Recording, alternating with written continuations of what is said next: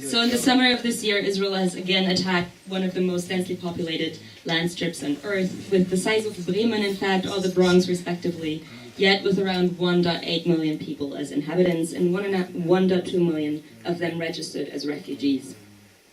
Within 51 days, around 2,200 Palestinians were killed, amongst them around 500 children. The attack happened, as all of you know, through air, land, and water, which eventually turned into a sentence so many times uttered by journalists or desperate medical staff: there is no place to hide. Israel has lost 66 soldiers, 5 reportedly died from friendly fire, along with 6 civilians, amongst them 1 Thai worker and a Palestinian Bedouin.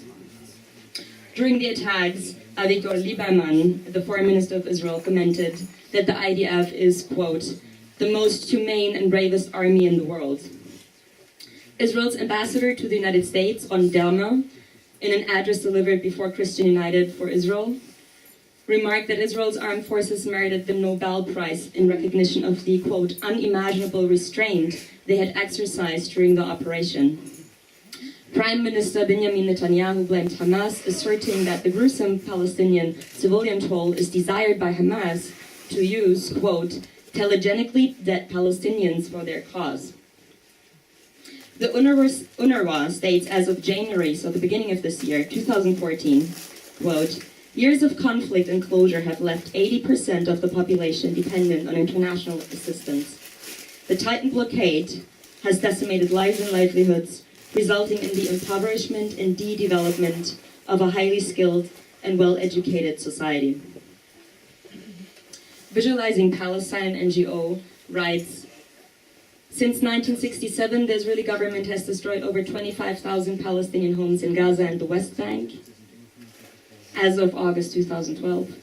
In the summer of 2014 alone, in comparison, the UN states that 18,000 housing units have been destroyed or severely damaged during the bombardment, with 108,000 Palestinians being homeless thereafter. Today, more and more people are trying to flee economic devastation, a hopeless future, and a chilling winter without adequate electricity or water, for that matter, through the Mediterranean Sea, a quite new facet of Palestinian refugee-dom. In an almost helpless statement that the head of UNRWA comments in a report after the Gaza hostilities, as it's called, in the summer of 2014, he writes, the future of Gaza can no longer be defined by the instability and poverty imposed by the blockade. The international community will need to move beyond the realm of humanitarian action alone and address the underlying causes of the crisis, end of quote. A few days ago, Israel decided to close the only 2 water crossings of Gaza indefinitely. So against this backdrop, I'm happy to have Max Blumenthal and David Sheen here today. Not at the Volksbühne anymore, but to talk about the recent events as well as about issues that go beyond the reach of Gaza. Both of them were also members of the recent Brussels Tribunal at the end of September 2014 in Brussels. Max Blumenthal was present during the fighting in Gaza. He's a journalist, the winner of Lanan's Foundation's 2014 Cultural Freedom Award, and the author of 2 books. The first one being Republican Gomorrah, Inside the Movement, where he portrayed the American Republican Party that is being taken over by its own right wing. The book became a national bestseller. His second book, however, dealt with another uncomfortable topic, Goliath, Life and Loathing in Greater Israel. Amy Goodman, the face of Democracy Now!, commented the following, quote, the very networks that once couldn't get enough of Max had plenty of Max when it came to Goliath. David Sheen, over here, behind Martin, is an independent journalist and filmmaker originally from Toronto, Canada, who now lives in Dimona, Israel, who reported during the war from inside Israel. Sheen began blogging when he first moved to Israel in 1999, and later went on to work as a reporter and editor at the Israeli daily newspaper Haaretz. His full-length documentary on ecological architecture called First Earth was translated into a dozen languages and published by PM Press in 2010. He's currently writing a book about African immigrants to Israel and the struggles they face.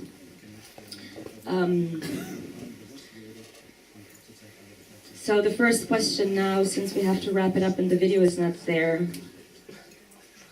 Max, what do you think has the recent events in Gaza and the continuous war against Palestinians to do anything with in international or Israeli general politics?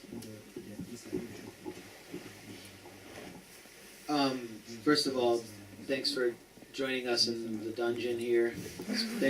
Special thanks to those of you in the back, in the dark room. It's a little spooky back there. Hello to everyone upstairs. This is a really, I think, a seminal event. And by being here, we're engaging in an act of defiance. The war in Gaza was is still going on. It wasn't just limited to Gaza. Gaza is a part of Palestine. The Galilee is a part of Palestine. Jerusalem is a part of Palestine. The West Bank is Palestine. And like Israel, which has no internationally recognized borders, the Jewish state in Israel and the Levant, like the Islamic State in Iraq and the Levant, has no internationally recognized borders. And therefore, it's an idea. And that idea is Zionism. Zionism is a global racist movement that aims to corrode the social fabric of our societies. And we are experiencing its effects here. And we're experiencing the effects of this war here. Palestine, denied borders, denied a state, has also become an idea. And behind that idea is a global intifada, an intifada that continues on the ground in Jerusalem, continues in the neighborhood of Shafat, but which is also connected to what we're doing here. And so, this war began, actually, in Jerusalem. I believe that this war began in June after the war on the ground, after the kidnapping and killing of 3 Israeli teens, which Netanyahu blamed on all of Hamas, calling Hamas human animals, and calling for blood vengeance, the kind of incitement that David is going to address, and hopefully he'll be able to show you some visual illustrations, very graphic illustrations of this incitement. The incitement led to mobs in the streets of Jerusalem. Death to Arabs was what they chanted. Muhammad is dead. A Jew is a soul, an Arab is a son of a bitch. These were the chants that rang out in the streets of Jerusalem. 3 young men met at one of these rallies that occurred right after Netanyahu called for blood vengeance. And Mohammed Abu Khader was burned alive. A 15-year-old boy was captured by these 3 settler thugs and burned alive as revenge for the 3 Jewish Israeli teens. Here we go. And so the cycle of violence spiraled out of control. The rebellion in Shafat after the killing of Abu Khader was highlighted by the display of weapons at Abu Khader's funeral. The first time in Jerusalem since the Second Intifada that weapons were shown. Israel launched an act of collective punishment on the West Bank called Operation Brother's Keeper, which led to the arrest of hundreds of Palestinians and their detention, their abduction without charges. Most of them were members of Hamas, political members of Hamas, detained without charges. Hamas in Gaza saw this as an act of war. Rockets were fired into Israel by splinter factions, not affiliated with Hamas. Israel attacked Hamas, blamed Hamas for this. Hamas authorized the first rocket strike on July 7th, after several of its members were killed in an Israeli airstrike. The next day, Benjamin Netanyahu authorized Operation Protective Edge, which went on for 51 days. And during those 51 days, we know the consequences of what happened to the residents of the Gaza Strip.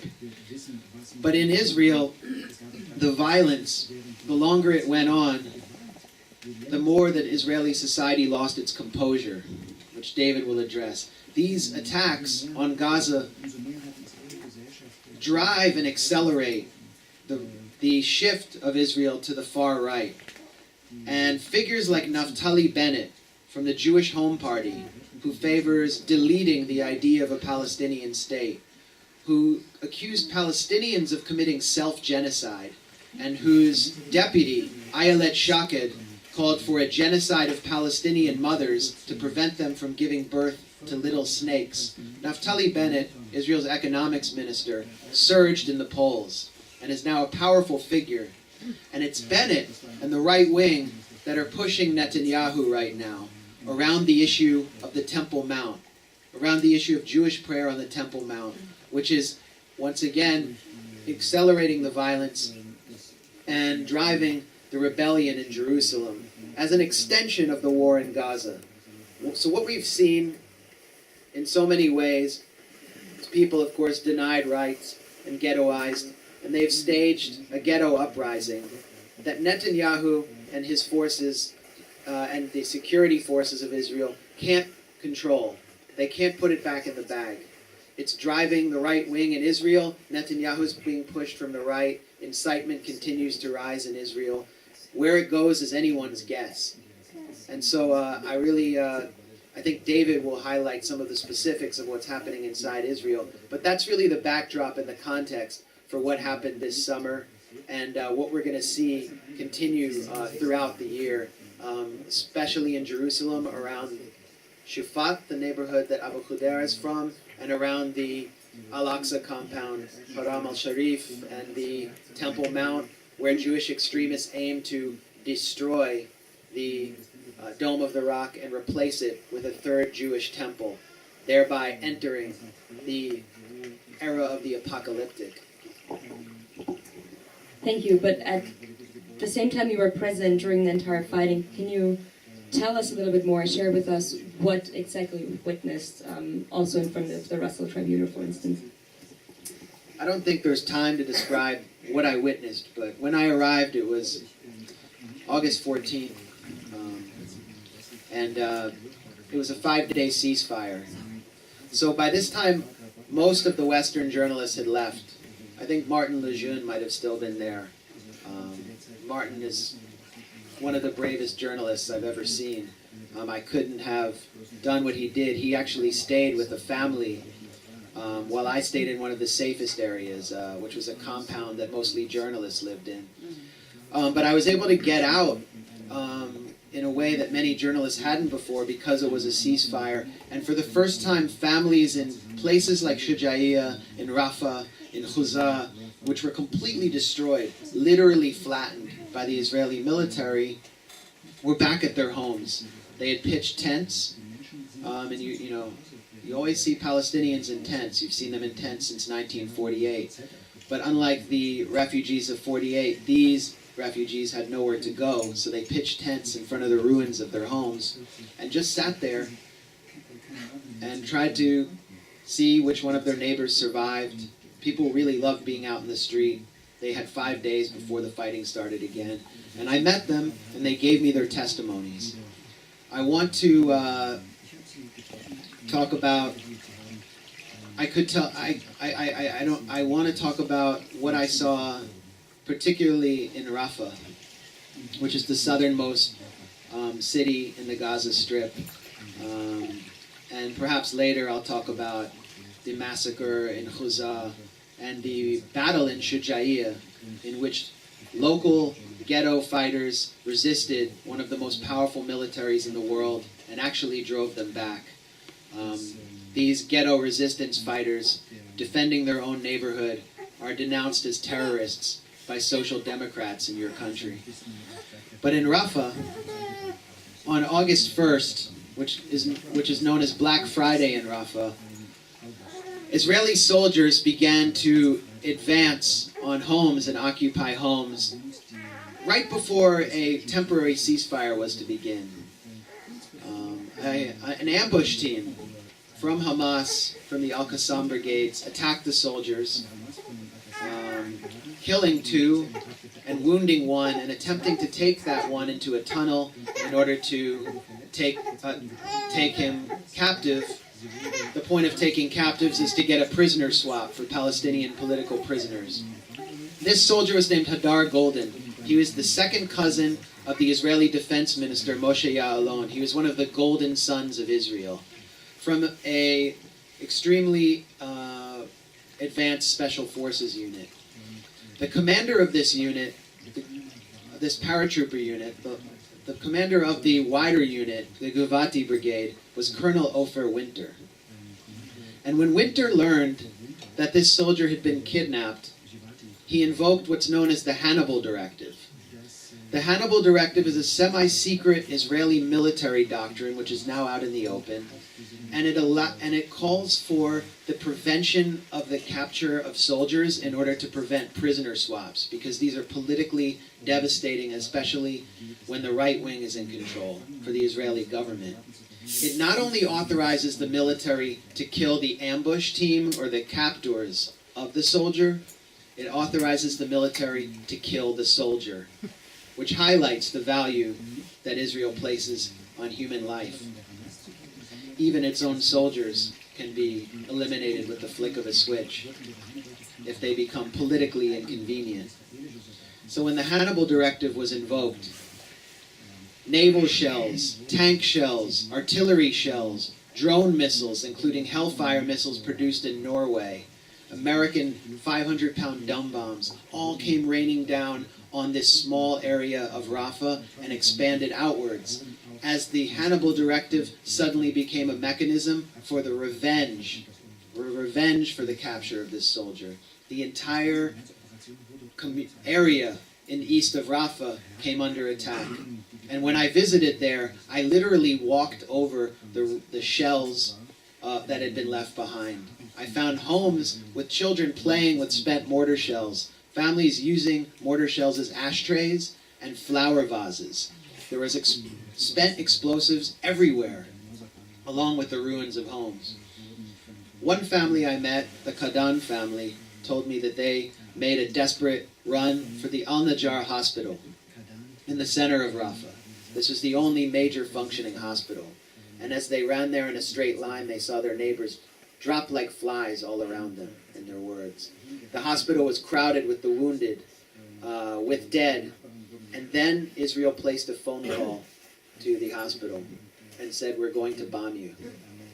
Everyone had to evacuate the hospital. And there was only one place to go for the wounded, and it was a dental clinic and gynecological clinic called the Kuwaiti Hospital with only 20 beds. So I went there and I met Dr. Samir Holmes. Samir Holmes is a US-trained physician who is the head of this hospital at the time, and he told me how he performed emergency amputations on the floor of the hospital, how he performed surgery in the waiting room, how one of his nurses came in a body bag, her body fully bisected by a drone missile, and how her colleagues fainted all around her. He told me how he performed operations in dental chairs, and how the dead had nowhere to be placed. It was a hot day in August.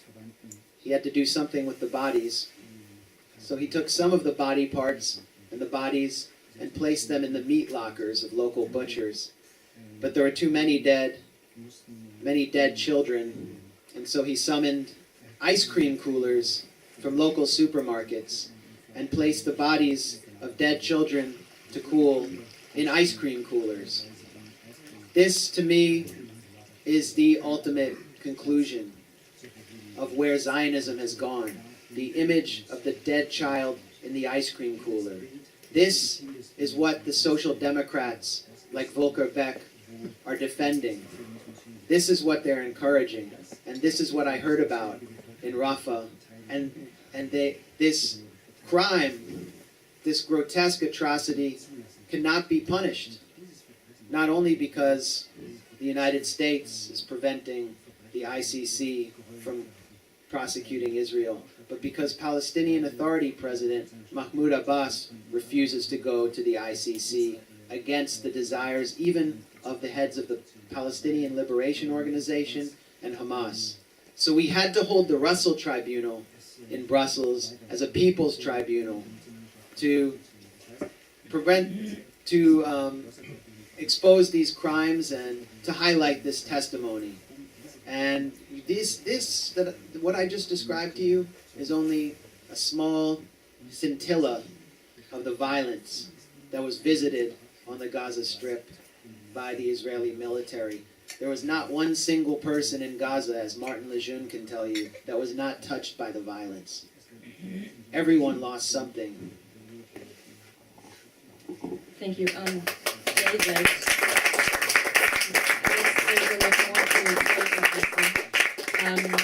David, what happened in Israel at that time, since you were reporting from inside Israel? How were people rounded up, for instance, and what happened to the critique or non-critique?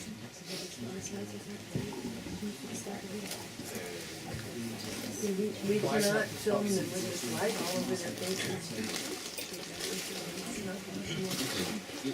Maybe you can move to the side. That's what I'm saying. You can move a little because the light is. If you try to put like me to move to? just out of the light, yeah, just like Just shift your seat a yeah. little. And actually, I would suggest if possible that Max also, because he had like click on his mouth at one point. I wouldn't put that in the video. Okay, I'm just saying.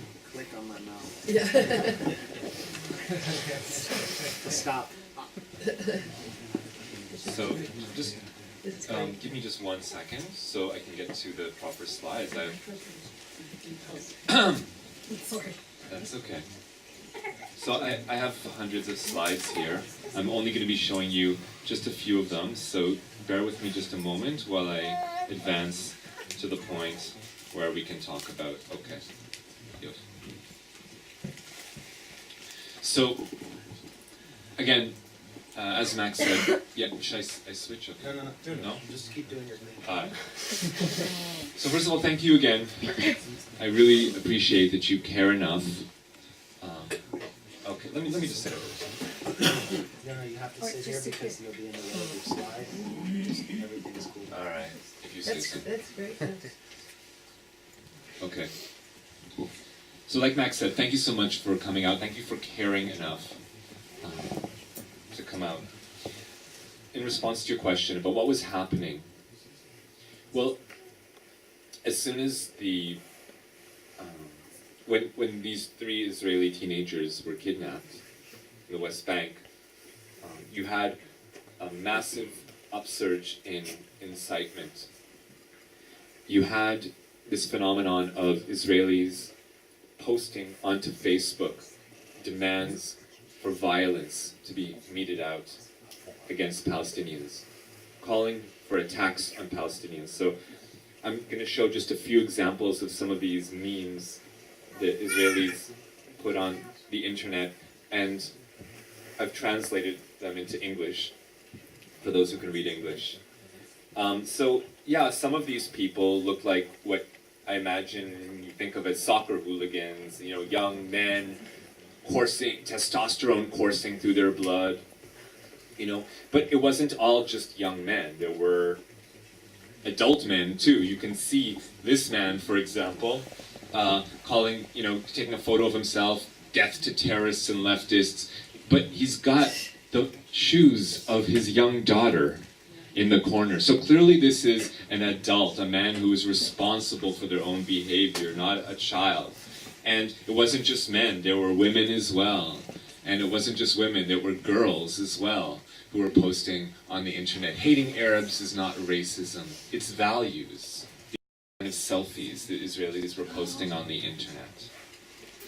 And even girls, the people demand revenge. And some sick people even put photos of their babies. Netanyahu, the people demand revenge. So this is the discourse. And then you have, when the bodies of these boys were found, then it just completely let loose. And you had leaders talking about, we want violence. So for example, you have the head of a religious seminary praising an Israeli who threw a grenade onto a bus full of Palestinians, dog whistling, sending a message, yeah, that's what we need to do now. At this time that the bodies of these boys were found, we need to take terrorist action against vigilante violence against Palestinians. And then you had, like Max said, the top lawmaker, whip of the Jewish home faction of the government. Who is the enemy? The Palestinian people are all enemy combatants, including the mothers.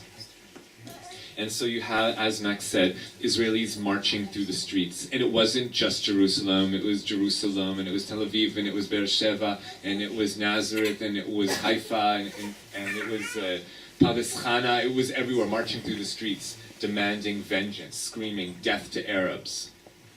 And so what does the government do at this time, while people are marching through the streets, calling death to Arabs? Do they call for justice? Do they call for calm? Justice would have been a legitimate thing to call for, but no, Netanyahu called for vengeance. And so, he lit the fire. He lit the fire that burned Muhammad Abu Khder. And sure enough, some people were disgusted. There were Israelis who were disgusted that this young boy was kidnapped outside of his home, beaten, gasoline forced down his throat, and burnt to death from the inside out. Some Israelis were disgusted by it, but others were perfectly happy about it and celebrated it on Facebook, talking about, it's no shame to burn an Arab, it's a good deed to burn Arabs. Or this woman who wrote on her Facebook, a young Arab's body was found charred in a Jerusalem forest. I want to marry whoever did it. And again, these are people posting these messages in their own names, connected to their own Facebook accounts, not anonymously. There's no shame around it. People say these things and they aren't embarrassed to back up their claims, to stand behind their statements. Yeah, there was a government minister who paid a condolence call, this man, environment minister, paid a condolence call at the family of the Abu Khder family, and for doing so, Israelis called for his family to be murdered.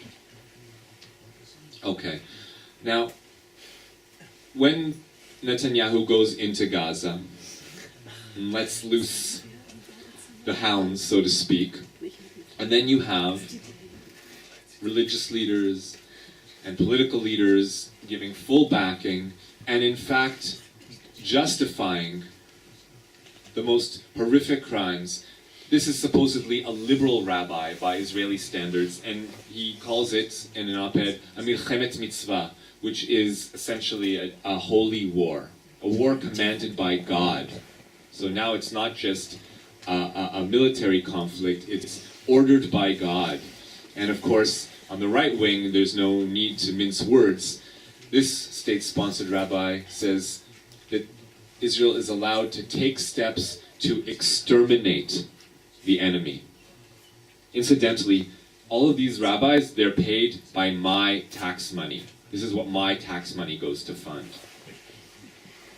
And as Max pointed out earlier, the deputy speaker of the Knesset and the head of the Jewish leadership faction of the ruling Likud party, Moshe Feiglin, said that the Israeli army shall designate certain open areas in which the civilian population will be concentrated, and subsequently, Gaza will become part of Israel and will be populated by Jews.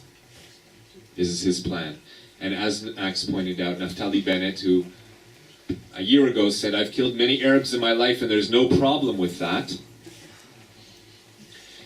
During the war, he said Hamas is conducting massive self-genocide. So he's attributing responsibility for the violence to Hamas, but he's calling it a genocide in his own words. Now, while this is going on, people are taking wedding photos in front of tanks on the border with Gaza. And while this is going on, Israelis are sitting on cliff sides overlooking Gaza, munching down on Cheetos, swigging back bottles of beer. And for those who weren't on the front lines, someone came up with an application you could download to your mobile phone, play Bomb Gaza, so you could do it vicariously. And you have soldiers crank calling Gazans while they're in their units. They're crank calling them, we're gonna bomb you. No, we're not gonna bomb you. It's like we tricked you. And you had soldiers writing messages on missiles, just taking it so lightly. While they're visiting death and destruction on people, they're joking about it. What do they write on this missile? This is for the cancellation of the Backstreet Boys concert, you scum. So because a few concerts were cancelled because of the war, I would think you'd have to thank Palestinians for that. But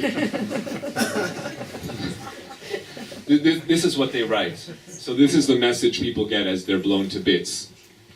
Another message to Hanin Zoabi. This is the message to her that she should be killed. And here's a classic, okay?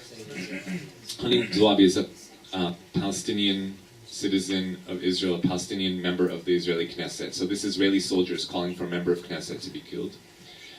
But it gets worse. You have soldiers writing on their mortars, "I'm sending this in your name," he says to his friends. So everyone focus on completely wipe out any vestige of Amalek. Now, what is Amalek? There may be some people in the crowd who are biblical scholars, but I'm going to assume that you're not, and I'm going to explain to you what this coded message is. Because sometimes you have rabbis who out and out say elimination, concentration, and political leaders who out and out call for all Palestinians are the enemy. But sometimes you use coded language to make these genocidal statements, and that's what Amalek is. If you go to the Bible, and you go to these chapters, and you read about Amalek, well, what is Amalek? If you go to the Bible, it's a people that are supposedly so evil, according to the biblical narrative, and so despised, that God, Yahweh, instructs the people of Israel to genocide them. Okay? Not just to battle them and kill them, but to genocide them, men, women, and children. And in fact, according to the biblical mythology, if a king of Israel only killed the men, or only the men and women and children, and didn't kill the cattle as well, you have the prophets chastising the king of Israel, saying, you did not listen to God, you disobeyed God's orders, you did not completely genocide them. So, that's what Amalek is. And when you have mention of Amalek, that's a code word for genocide. Okay, to commit genocide. Now, if this was relegated to some past event, or more to the point, mythological past event, because archaeologists will tell you that you can't rely on the so-called biblical narrative for truth-telling, but regardless, assuming this happened in the past, it happened in the past. It's not just in the past. They trot out this story of Amalek, this myth of Amalek, and they use it as a trope to justify calls for genocide today, in this day, in this time. They talk about Amalek and they say, these people are Amalek and that people are Amalek, as a dog whistle, as a coded reference to, we need to genocide them. And you have in recent years Israeli leaders starting to talk about Amalek. The Palestinians are Amalek and they need to be genocided. So this is the discourse in Israel. Now, I'm going to fast forward just a little bit, just to complete the point, so you can get a sense of how widespread this was. Okay?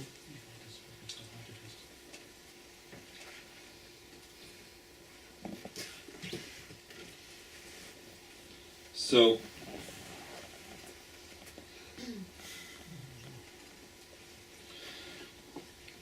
of course there were protests, okay? Of course there were some Israelis who protested the war, both Palestinian citizens of Israel and Jewish citizens of Israel. But there were a small, marginal group, and they were attacked and vilified for doing so. So you have ministers of the government calling on, when Palestinian citizens of Israel went on strike as a protest against the war, we have a government minister calling for them to be boycotted, calling for Jewish Israelis to boycott them, and many people did. You have people losing their jobs because of Facebook statuses, writing on Facebook, "I don't support the war," or questioning the validity of the war, questioning the death toll, and you have many people losing their jobs over this. Calling human rights groups a tool of the enemy in a time of war. You have the so-called justice minister, all right? She goes on vacation, and she sees a pro-Palestine poster. So what does she do? She writes on her Facebook page, "I saw this horrible poster. It says Free Palestine. I managed to tear part of the poster."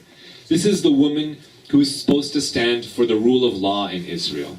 And she proudly posts on her Facebook page that when she saw a sign that said Free Palestine, she tore it down. And this is the message she sends to Israeli citizens. If you see any pro-Palestinian message, any message that's sympathetic, any protest that stands in solidarity with the people of Gaza, then you should tear it down. And this is what happened. So yes, you had Israelis who did banner drops, stop the killing in Gaza. You had protests putting a pile of dolls in making like a funeral pyre in front of Yad Vashem, the Holocaust Memorial, as a protest against the killing of babies and children in Gaza. And you had people who, in front of Tel Aviv City Hall, had a candlelight vigil. Slicha, sorry, they wrote in Hebrew. And you had people who took to the streets and the intersections with signs writing, "The occupation kills us all." So yeah, there were some, okay? But these people were attacked in the streets by thugs, incited by the government. People who came and bashed them over the head with chairs in downtown Tel Aviv because they stood in solidarity. And it was encouraged by the government, and it was encouraged, and it was allowed to happen by police, because you have police people who write on their Facebook, "Your kids are terrorists like you, die every single one of you stinking Arabs." Or this police officer who wrote on his Facebook, "May another 1,000,000 Arab children die. Amen." So when people protest, when Palestinian citizens of Israel protest, they just got beat up and arrested. Over 1,000 got arrested over the course of the war for peacefully protesting. And the Jewish Israelis, who have a little bit more privilege, got arrested for protesting the war. Again, thugs came and assaulted them. You had people, like massive crowds of people who would beat them and who would chase them down even to their own homes. Even after the anti-war protests were over and people walked home and split up, you had people who followed them into the stairways of their own homes and beat them there.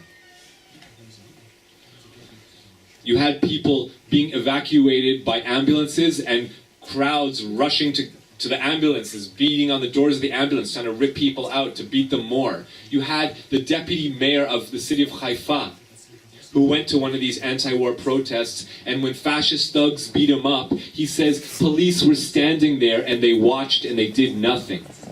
This is the deputy mayor of the city. So this is the situation today, where downtown Jerusalem has been ethnically cleansed of Palestinian people. You go to Jerusalem on a Thursday night or a Saturday night, and those are like the club nights where people go out to the bars, the clubs, the restaurants. And usually Jerusalem is a mixed city, so-called. You go to the area where there are entertainment venues, and you will see Jewish Israelis, and you will see Palestinian citizens and residents of Israel there as well. But now, forget it, because you have these fascist gangs roaming through the streets, harassing people and attacking people. They'll ask you, first of all, they're just putting out their propaganda message, but then they'll ask you, so, what time is it? And then when they hear you respond, they hear your accent, they know whether you speak with a Hebrew accent or with an Arabic accent, and they know whether you're Jewish or not, and then if you're not, then they attack you.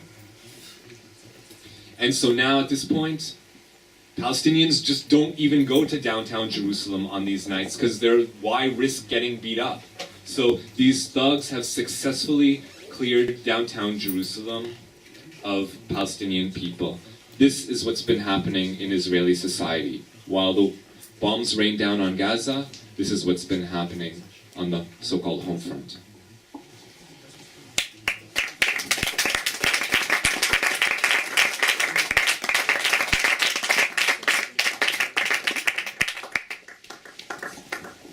If your children are frightened by this, Zionism is very scary. So you now have a chance to take them out of the room if they're frightened. Thanks. And It's just a question of courtesy to like say that before me. It's just. so I thought I'd make the announcement on your behalf.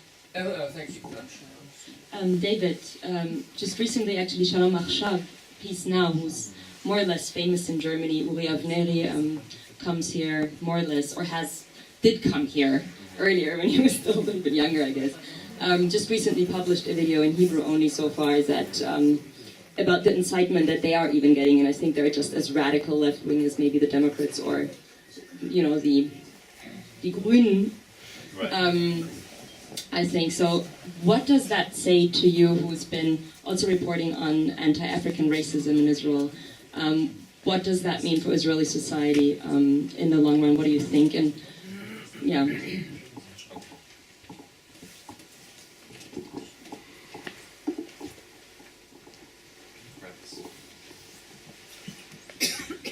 Okay.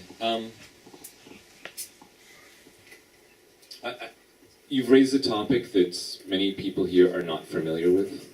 So I'm going to speak a little bit about the situation of African people in Israel, and then I'll speak about how this relates to Israeli society.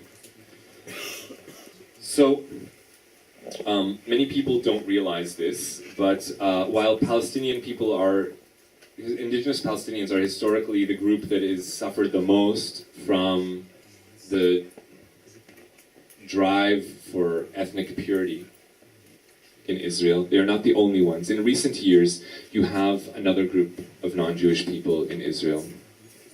It's these African refugees. There's about 60,000 African refugees in Israel. They came between 2006 and 2012, and mainly from Eritrea and Sudan, fleeing ethnic cleansing and fleeing dictatorial governments. And they're fleeing all over the place. You have thousands of people fleeing Eritrea every single month. You know, there's refugee camps all over the continent, and there's people applying for asylum all over the world, including here in Germany. And so, of these people, 60,000 arrived in Israel. There's no more coming because Israel built a wall on the border with Africa, and now there's no. The wall is pretty much impenetrable. There's maybe like 2 or 3, you know. There's no one coming over the border. It's just these 60,000. Now, how are they treated in Israel? Well, the police scour downtown Tel Aviv, and they stop black people. Even black people here you can see who look Jewish, who have a skull cap. And, well, are you really Jewish, or is this just a costume? Let me see your papers. You look kind of dark. So, if you're Jewish, then they'll let you go. But if you're not Jewish, then they'll round you up. And they round them up into these camps. These internment centers in the middle of the desert. And there's no way out of them. It's not that this is detention for X period of time and then they're released. No. The idea is make their lives miserable until they agree to self-deport. The irony is that these people are really respectful of the Jewish tradition. They really, for some of them, that's the reason why they came, because they'd heard stories of anti-Jewish persecution. Here, outside this internment center in the middle of the desert, you have on Holocaust Remembrance Day, on Yom HaShoah, having a ceremony for the victims of the Holocaust. Because they get it.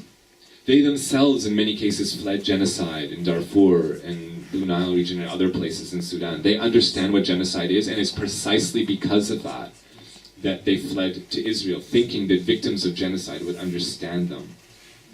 And on Passover, they're not Jews, they're Christians and Muslims mainly, but they have a Passover ceremony as a way of remembering the mythological story of the Exodus from Egypt, from slavery to freedom.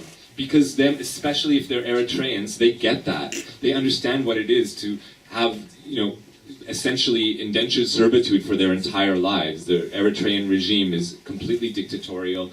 They're in the army for decades, for their entire lives, doing forced labor. And so they do understand what it is to leave slavery, to flee slavery, and to find freedom. And so they... these are African asylum seekers who are held in Israel's detention centers in the desert, holding up pieces of matzah, which is the unleavened bread the Jewish people make and eat on the Jewish holiday of Passover. So they are holding a Passover celebration or ceremony on Passover at this detention center. Again, it's another... Anti-Semitic.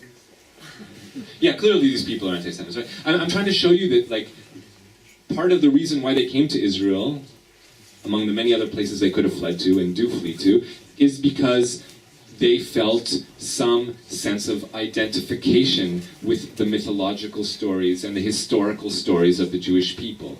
The suffering in the Holocaust, the story of slavery to freedom. And that's why they came. But this is how they've been treated. And so even some who want to convert to Judaism, there's some who even want to convert. Maybe they met an Israeli man or woman and they fell in love and they want to start a family. No. Hundreds of Africans who have applied, every single one of them has been denied the right to do so. Okay? So you have a conversion czar in Israel who allows people or disallows people the right to convert. He says, the government built a fence on the border, and we built one here at the entrance gate to the Jewish people. We're talking about tens of thousands who want to assimilate into us and have no connection to Judaism. They want to be part of the society, and in the case of these hundreds, want to even be part of the religion, but they can't. And it's funny because people often say in defense of Israel, well, we're not racist. Yes, it's true. We give special privileges to Jews, but anyone can become a Jew. Even if you're not a Jew, you can become a Jew. So we're not racist. Well, here we have the government appointed by Benjamin Netanyahu, working out of the Prime Minister's office. You have the country's conversion czar saying, no, we will not allow any of these Africans to convert to Judaism because we don't want them as Jews and we don't want them in Israel. So, you have Israeli government officials inciting racism against them. You have a member of Knesset, Miri Regev, saying, the Sudanese are a cancer in our body. She said this to a crowd of thousands. A cancer. After she said this, 1,000 Israelis ran through the streets of Tel Aviv for hours, attacking any dark-skinned person they came across, smashing African shops. Afterwards, she apologized. But she didn't apologize to Africans for calling them cancer. She apologized to Jewish cancer victims for comparing them to Africans. And then this woman was promoted by Benjamin Netanyahu to become the head of the Interior Committee, the committee that deals with Africans. That's how this government deals with the ethnic outcast it wants to kick out. Eli Shai, the Interior Minister, saying about the Africans, most are Muslims who think the country doesn't belong to us white men. They bring with them a profusion of diseases, tuberculosis, AIDS, and drugs. Until I'm able to deport them, I'll jail them and make their lives miserable. So this is the situation on the streets, and this is the situation in the camps. The idea is round them up into camps, because you don't want to deport them outright. If you just deport them, it'll look horrible in Israel's human rights record to send people back to the tortures they fled from. So you round them into camps where their lives are miserable, when they have no way out, where they could be there indefinitely for the rest of their lives. And they say, you want to leave? Go back. Go back to Africa. And for those still in Tel Aviv, who haven't been rounded up yet, you have on the weekends, on Shabbat, coming together in public parks to have memorial ceremonies for their friends and loved ones that died along the way. Because many of these refugees were kidnapped by slave traders, by human traffickers, who tortured them, and tortured their friends, and tortured their loved ones, and raped them, and gang raped them. And they were the ones that survived. They were the ones that made it through, who managed to cross the border. But many of them didn't make it. And so on Shabbat, on Saturday, they come together in public parks, these African refugees, and they hold memorial ceremonies. And so there's so much racism against them. The government has ramped up so much racism against them that you have Israelis coming into these public parks with whistles to shriek on these whistles and disturb these memorial ceremonies to drive the Africans out of the park. Even that they won't let them have.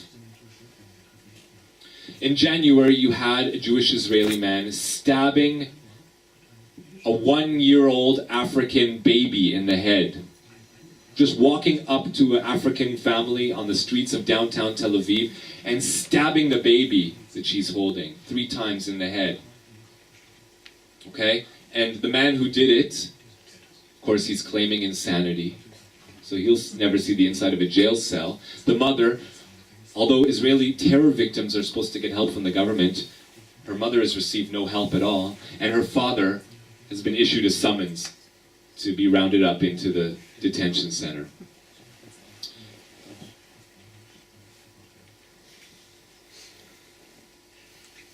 So you have Africans protesting, realizing that there's not going to be any way out, trying to appeal to the conscience of the people, calling upon them, please, we don't represent any threat to you, we're just trying to flee for our lives for a few years until the regimes in our country are, until there's a new regime, one that doesn't persecute us. But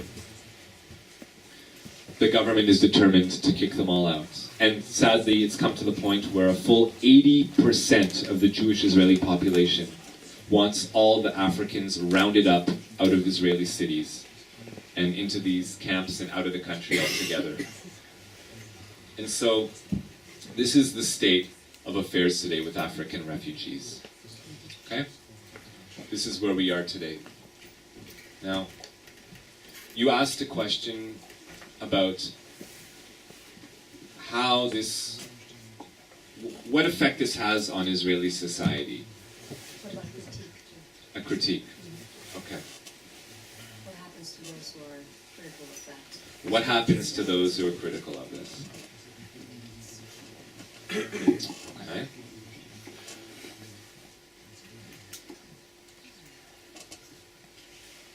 Well, I discussed this somewhat, a little bit, and I showed the protests against the war, but I'm just going to tell you straight up what happens. What happens is, those few Israeli Jews who speak up, if you go to a protest against the war, or if you speak out openly, saying, you don't believe that the country should be ethnically cleansed of Arabs or Africans, okay? What happens is, you are called a traitor, and then people call upon you to be raped. You, Arab lover, you loved, I'm going to say, wait, should I censor myself here, or should I speak openly? No, I'm just leaving it. Not you, brother. sorry. I'm just asking It's if rhetorical. if I can. No, it's not rhetorical. I'm asking if I can speak openly and honestly. Okay. Just not in the votes. Okay. Good. Oh, right. If you are on the streets, all right, and you speak openly, saying no, I don't think Africans should be rounded up, and you say no, I don't think that the army should be bombing people. People say, you suck Arab cock. May you be raped by gangs of Africans. These are the kinds of things that people say openly on the street. They've said this to me, they've said it to my friends, I've seen it, I've heard it dozens of times. It's not just once, it's not just twice, it's not just a few people. And while this is happening, all the people standing around say nothing. No one comes to your defense. No one stands up, even if they agree with the racism. They don't say, oh, wait a second. You know, I also want to get these Africans out of here. I also support the army and support the war. But that's not a way to talk to someone, to your fellow Jew. No one says that. They call for you to be raped and gang raped, and no one says anything. They chuckle and they laugh. And a Knesset member could be standing right there, and I filmed this, and it's up on my YouTube channel, where you have a Knesset member standing right there while people are calling for peace activists to be raped and gang raped. And the Knesset member says nothing, just smiles on. This is the culture. Well, if this is the culture, yeah, it gets to the point that people are scared. People are scared to oppose the war. People are scared to oppose ethnic cleansing. The gang mentality literally is at the point where even if you are against this, if you fear for your job, if you fear for your friends, if you fear for your family, if you feel for your security and your safety, you're liable to shut up and not say anything. And so these politicians don't want us to say, don't want us to talk, you know, and it's the same spirit. I'm talking about these German politicians now. It's the same spirit. They don't want us to talk. They don't want us to say, to tell you these stories. Okay? Put the mic up closer to my face. And sit further back, out of the mic. You're doing a great job. It's difficult because I'm balancing and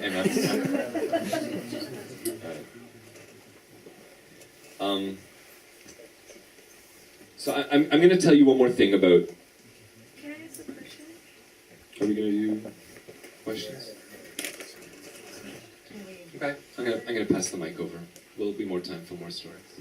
It's your question. Okay. When you say that the people are scared and they act that. Oh God. Yeah. Or else. Just. Yeah. Say it and then I'll say it. So when you say that the people are scared and that's the reason why they act like that, does it mean that all Israeli people are scared? Because it also sounds like you say that they have a vicious mindset. So where does it come from? Like, are the people so scared that's the reason why they act that way, or? So is it? So the because question it seems is, like they're generally vicious. It seems like they're generally bad people. so the question basically is: are people just afraid, or are they racists? Yeah. And actually, the question that I would pose as well, the second one would be after that. What would you then classify the political system of Israel as of today? Then, is there a name that you would have for that? Okay. I'll try to briefly respond to what you've asked. The question is why? What is the reason for this racism? There's a few reasons for it. Some of it is paranoia based on a legitimate fear. Okay? Yes, Jewish people have been persecuted. There's been racism against many different peoples in the world, and Jewish people are one of the peoples who have experienced horrific racism, both over the course of history and specifically in the last century. I don't need to explain to people in this room what I'm talking about. But because of that fear, they fear that if they ever become a minority, then they will become a persecuted minority. So, because they fear becoming a minority, thinking that they will become a persecuted minority as soon as they become a minority, they are willing to accept almost any measure that protects a Jewish majority in the country. So, if that means driving out and keeping out refugees, they'll support it no matter how inhumane it is. If it means preventing Palestinian people from marrying Palestinian people, they'll do that. If it means giving incentives to Jews to move to Israel or to increase their birth rate, they'll do that. Whatever it takes, if it means, even if it means separating the West Bank from Israel, so that this is often what so-called leftist Jews or liberal Jews say, or liberal Israelis say. We need to separate from Palestine, not because necessarily they believe that Palestinian people deserve to have equal rights, but because they want to be separate. They fear living in a country in which Jews won't be the majority. Even liberal Jews fear this. And so they want to separate the large group of Palestinians living in the West Bank so that there will be an eternal Jewish majority. So it's a paranoia based on a legitimate fear of persecution. I don't think that as soon as you become a minority, it means you'll be a persecuted minority. I mean, clearly, there are minorities everywhere in the world, and the idea is we need to strengthen protections for minorities so that the majority can't crush the rights of the minority. That's why we need to have political systems that protect people. But that's the reason why, one of the reasons why. But it's not the only reason why, because while that is true for many people, that is the motivation for many people, this paranoia based on fear, for other people, it's straight up religious racism. It's straight up, we believe that we are the chosen people, we are better, we are more holy, and other people are not. And these are heathens, or these are heretics, or they are just another race, another religion, and we don't want them, we want to be pure. And there are people in Israel who call for Jew-only spaces, and they're not ashamed to say it.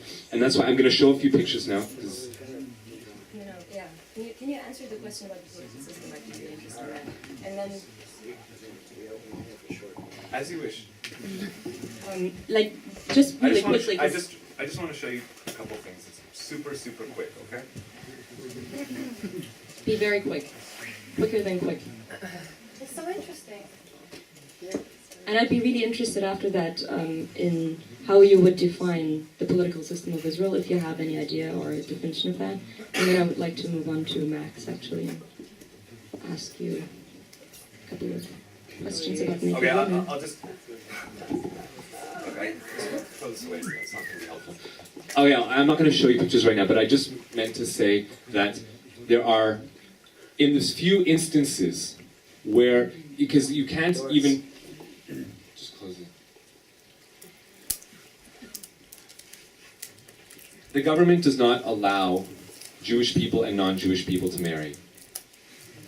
Okay? In Israel, marriage is controlled by religious officials, unpurposely so, and of course it's possible you could fly to another country and get married there and then come back, but there's no official way to do it in the country, and that's on purpose. Okay? Now, what does this mean? Even though the government dissuades people from doing so it's so rare, but even in those few instances where Jewish people and non-Jewish people get married, what happens?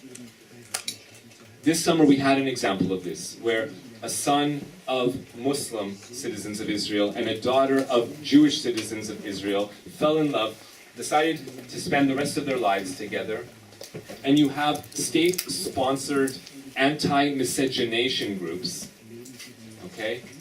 Groups that fight Rassismus. This is their banner, okay? And they go to the wedding of this Jewish Muslim couple, and they have hundreds of people there shouting, "Death to Arabs, death to Arabs, Mavet la'Aravim." On your wedding day, outside your wedding. And the groom and the bride were forced to pay for security for their own damn wedding to keep these fascists out. Okay? And this is a state-sponsored group. Through their sister organization, they actually get money from the government. Okay? And I should point out that when this happens, then you have a government minister saying this is a little Holocaust. Okay? Two people deciding to spend their lives together, that's a little Holocaust. So I'm trying to explain that there's people who really believe that the Jewish people are a nobler race, okay? And when quoted at this wedding, okay, the spokesperson of this anti-miscegenationist group, state-sponsored, said, Hitler was right, but about the wrong people. We are the chosen race.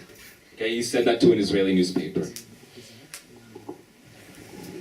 Then really quickly, and I really want you to be short this time, can you tell me, or give me a definition of what the political system could be called that you were just describing when somebody already alludes to and refers to Hitler as his or her role model?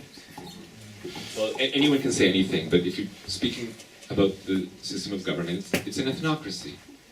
It's an ethnocracy. It's a system of government where where rights and privileges are doled out on the basis of ethnic affiliation. Thank you. All right, then.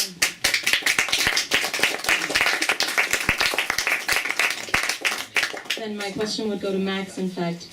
Is there any settler colonial country that, in fact, is not also inherently racist? From the get-go, let's say. That would be the first question.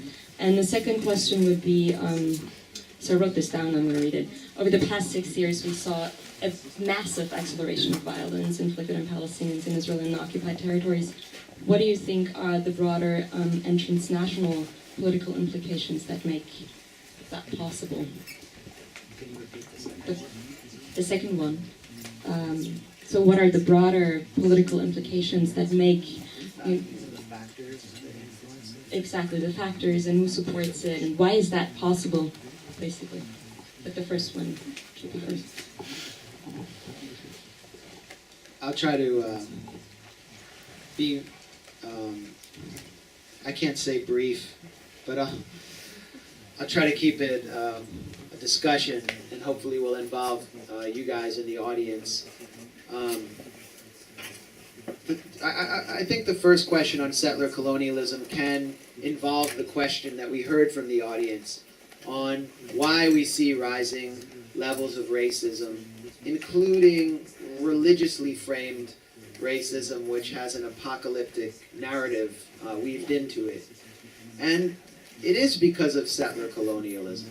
Israel is the only active settler colonial state in the world today. That's why it has no borders. It's continually expanding. And its population is conscripted into a military whose main role, whose unique role, is to protect the project of settler colonialism, which aims to displace and dispossess and ghettoize the indigenous Palestinian population to make, I guess you could call it Lebensraum for the Jewish population. Maximum number of Palestinians on the minimum number of land is the essence of Zionism in practice in Israel-Palestine. That's settler colonialism. It's ongoing. It is an incomplete project. It hasn't been consolidated. My country was built on a genocide. It was a settler colonial genocide that was carried out. It is still ongoing in Native American communities. The genocide is continuing. However, the reservation system has consolidated the goals of those who carried out the genocide, which was to settle the country with white people and then to bring in an immigrant population. It is a huge factor in the racism we see on the U.S.-Mexican border, a huge factor in the racism we see in New Mexico, where there are something like 22 pueblos of Native Americans. There is a legacy of Spanish colonialism and U.S. settler colonialism. The most violent police department in the United States actually is in Albuquerque, New Mexico. They have 8 times the rate of murders of unarmed citizens as the New York Police Department. So this says something about the legacy of settler colonialism. But what we need to understand about settler colonialism is that it can only be resolved in 2 ways. Either the settler colonial entity is defeated through force. Settler colonialism has never ended through its own volition. In other words, the settler colonial population has never just gotten together and said, hey, we decide we want to be nice guys and make it and let the indigenous people be equals. They have to be forced. They're either forced through military means or through political means. And we see Palestinians attempting to force an end to the project of settler colonialism through, for example, through some armed means. They don't have the methods to stop it at this point. They're denied arms, and we constantly hear calls on them to demilitarize while Israel is armed to the teeth by my government and your government, which just gave Corvette boats to the Israeli military at a 30% discount to continue attacking fishermen in Gaza. The other way, and so we saw the settler colonial project in South Africa, and mainly because of through political force. Although Mandela did employ armed resistance and military means, so did SWAPO and other forces that surrounded South Africa. There was a combination of armed resistance and political resistance. This also worked in Namibia.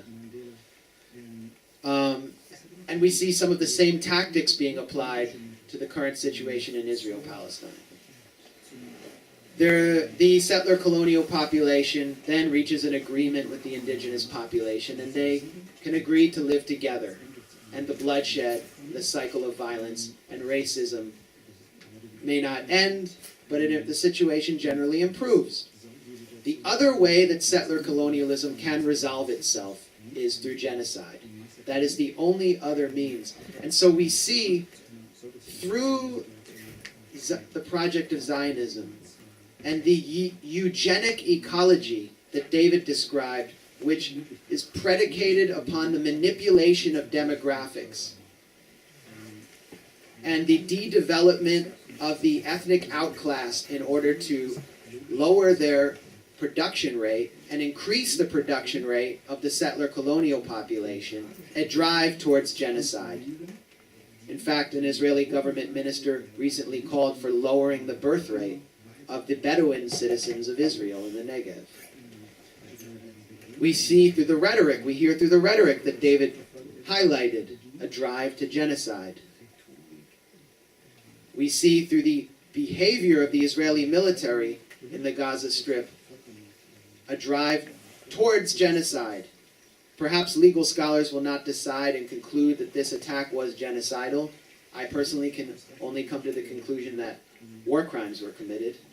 However, there were genocidal influences in this attack because for the first time, the Israeli military authorized attacks on family homes and the destruction of entire families as a consequence. The settler colonial population in Israel, which is compelled to conscript into the military and has to be educated in order to enter the military and participate in this process, which is turning genocidal, of settler colonial domination and control, inevitably becomes more racist and less skeptical. That is the consequence of settler colonialism, and that is the essence of the problem in Israel-Palestine. Because this government in Germany and my government in Washington is protecting the status quo on the ground, they are enabling a process that is leading towards genocide that cannot resolve itself through any other means. Israeli Defense Minister Moshe Ya'alon recently declared that his goal and the goal of his government was to maintain the status quo.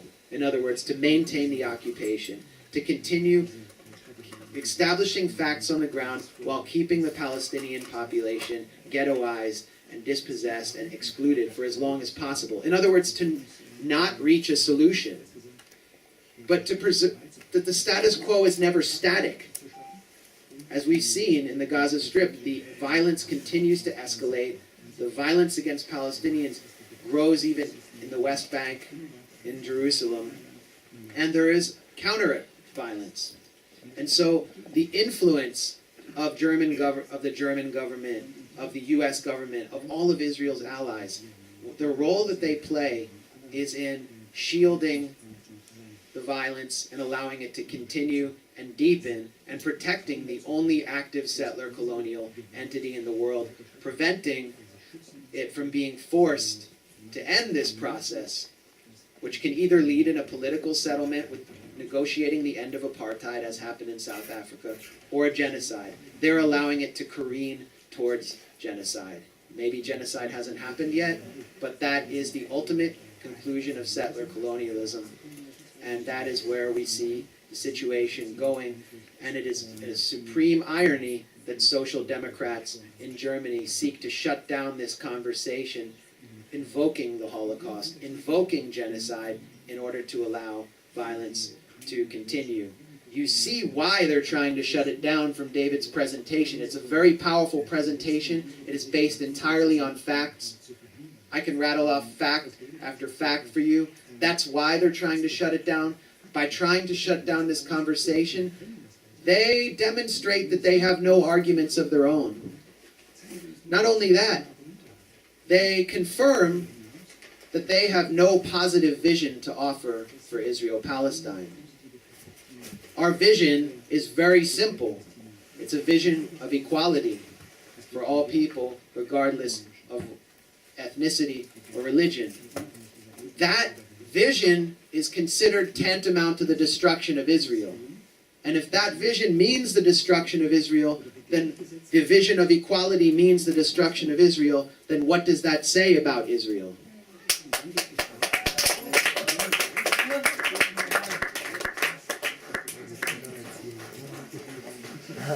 That's right, you can clap. You're allowed to clap. You're allowed to make noise. But don't limit your noise to this room. We want to hear noise when we're outside the room. We want to hear noise in the Bundestag tomorrow. We want to hear noise outside the Bundestag.